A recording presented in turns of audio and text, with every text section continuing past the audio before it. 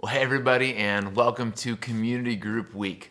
I hope that you are gathered right now, either digitally over Zoom or together with some other people. And I would love you to start this time by sharing a little bit about how you are really doing. And so share these questions with each other. Number one, what is it that you are really grateful for? What, as you look back over the last couple days, the last week, what is it that you are really thankful for? And talk about that and share that with the folks around you. And then on the other hand, what has been difficult? Or maybe what as you look forward to the next week? What are you stressed about? What seems challenging? And go ahead and share that with the folks that you are with. And then lastly, last time we were together, we talked about the idea of prayer. And so how's that gone? Maybe you wrote an I will statement about something you were going to try to do as it relates to prayer. And so how has that gone over the last couple weeks? How has your prayer life been? Have you had a prayer life? Has it been meaningful? Has it been difficult? Go ahead and share that with the folks that you are with. And so pause me and we'll come back in a few minutes.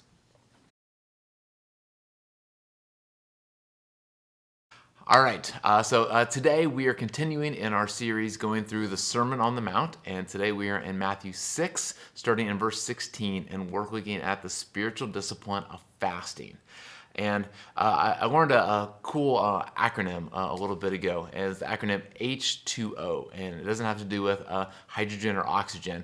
It stands for Habits to Outcomes. Because what we are trying to do as a church, we're talking a lot these days about the idea of living out certain rhythms or having certain habits in our lives. And the point is that we don't want these to be just like a spiritual checklist of, okay, I guess I'm a Christian, so I'm going to go to church, I'm going to read my Bible, I'm going to pray, and somehow if I do that, then that's going to impress God, or maybe it'll impress, other people, and then, I'll be, put my time in. The goal is that we want to do these habits because we believe that if we keep doing them, then they will produce certain outcomes in our lives. We want to become the people that Jesus calls us to be. We want to live the kingdom full life that he promises. We want to be people of joy and love and contentment. And we think all of these disciplines, all these habits will help us get there. And so today we're talking about fasting, and this is so much of what you guys will discuss, is that the goal of fasting isn't about just something that we do. It's something that should be producing something inside of us. And so I want to talk about two different outcomes that can come from fasting. And so before we do that, the idea of fasting is something that if you search through the Bible, you'll find fasting in lots of different ways. People fast for different reasons. Almost always people in the Bible will fast from food, but we're going to expand the definition a little bit and say that you can fast, you can take a break. That's what fasting is. You can take a break from lots of things. So you can take a break from food. You can take a break from social media. You can take a break from TV. You can take a break from working on the weekends. You can take a break from drinking coffee. You can take a break from, lots and lots of different things. And the goal is that whatever you're taking time to intentionally take a pause from is something that will then create an outcome in your life. And so I think there's two that I really want to focus on. First is they can give us the ability to better say no to ourselves. All of us have these appetites in our lives, and in general, they're not always bad. It's, I have an appetite to get food. I see food, I want food, and I want it. I wake up in the morning and I want coffee. I see my phone and I want to pick it up and I want to scroll through social media. I'm bored at night, so I want to flip on the TV and just watch something. And we all have these things that just in us, we crave them. We want to do them, and in many cases, those appetites are okay, and sometimes there are things that we should do in moderation.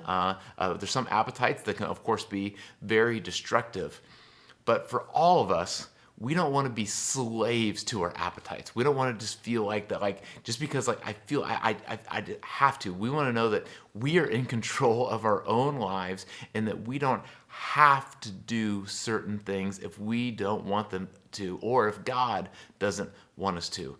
So one of the things that fasting helps develop in us is the ability to be able to say, you know what? I don't need to eat that right now.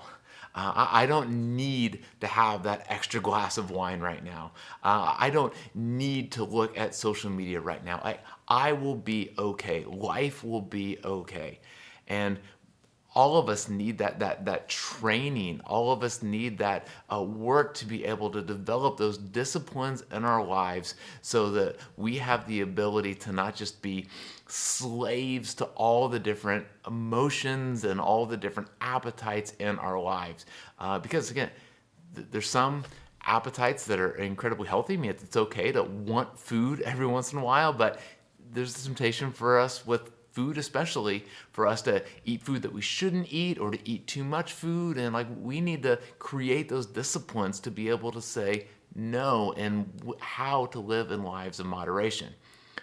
There's other appetites that are really never healthy for us, and we have to develop something inside of us where we're able to say no. And so when you fast, it helps to build that spiritual muscle inside of you.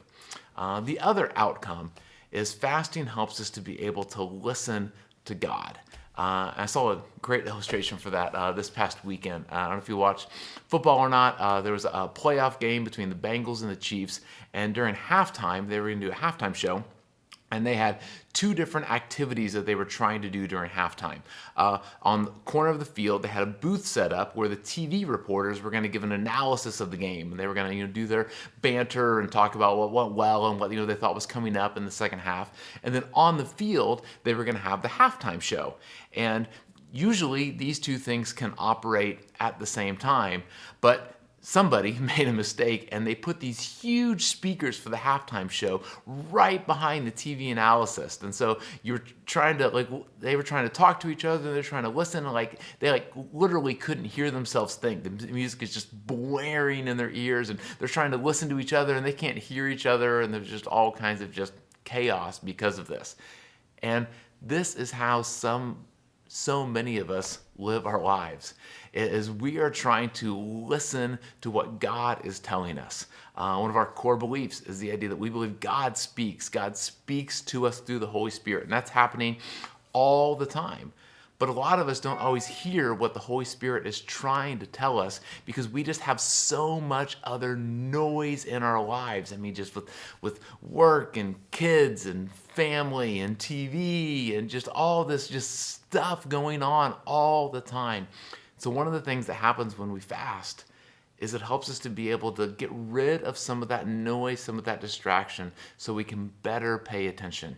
Another image of this is that when I'm trying to really listen to my wife, Ashley, there's times where sometimes I can multitask. Sometimes I can be, doing a project around the house. Sometimes I can be, looking at something, on my computer and still, listening to her.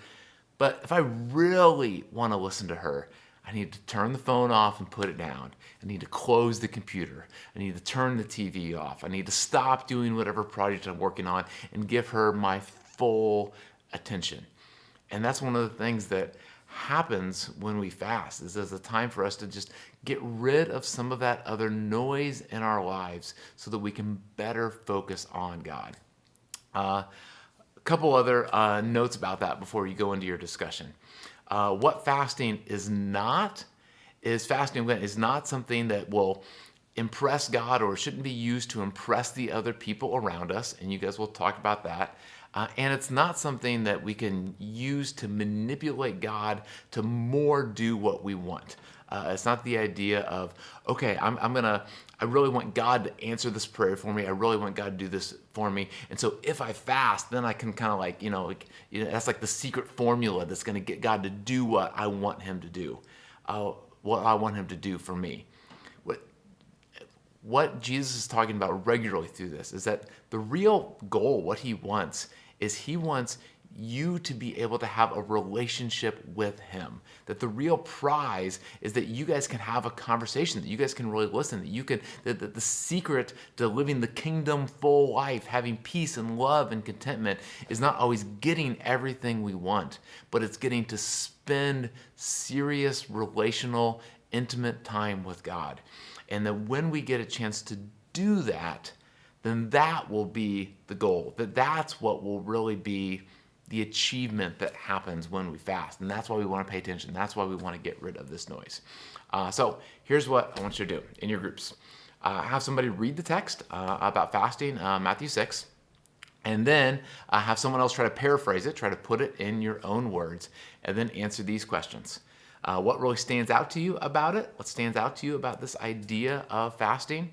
What is it that you think this tells us about God? What is it that God values? What does this tell us about people? What does this tell us about us? What is it that we oftentimes value? What do we need to learn from this? And then I would love for every single one of you to share an I will statement that based off this idea of fasting, what will you do? And I want to give you an idea, not prescribed. You can take it or leave it. But coming up in March is going to be Ash Wednesday. And then you have 40 days from Ash Wednesday until Easter. And so there's a tradition in lots of different churches where people will fast from something for those 40 days. And so we're about a month away from that. So you have a little bit of time to think and do something. Is there something that you could fast from for those 40 days, or fast on certain days, or you can kind of figure it out? I think there's a lot of flexibility here. But something that if you went without it for some of those 40 days, all those 40 days, or with less of it, whatever it might be, it might teach you a little bit of discipline. It would teach you that ability to say no to yourself and see what God teaches you through that process. And it might lower some of the noise in your life so that you can better hear God. Is there something that you could give up for that? If you want to practice fasting before we get to Ash Wednesday, by all means. But if that's something that you could do, and if you could share it with your group, that could be amazing. And then lastly, as you guys will talk about when you look at the text, I think that whatever it is that you give up for that Ash Wednesday, I think it would be a great thing for you to share with your group so you can encourage each other and keep each other accountable. But it is not something that we share so that we impress the other people. It's not like we're trying to think of something that's like ultra crazy or, super spiritual, or something that will make everybody else in the group go, wow, that's amazing. How you're such an amazing person that you would think about giving that up. That's not the point. And if that's what you're hoping for, is that someone will be impressed by your fast, then what Jesus says is that's all the reward you're going to get. That's not what we're trying to do. But we do want to help each other because we want the outcome of this habit of fasting to do something for us on the inside. So take some time with your group, discuss, and I'm super excited to hear what some of you might be fasting from. And at some point, I haven't figured mine out yet, actually. So, but I'll probably share mine just so you guys can all encourage me in that process too, because I want to flex that discipline muscle. I need to. And I need to hear better from God, and I bet we all can. So I'm excited for us to practice fasting together as a church. So have fun.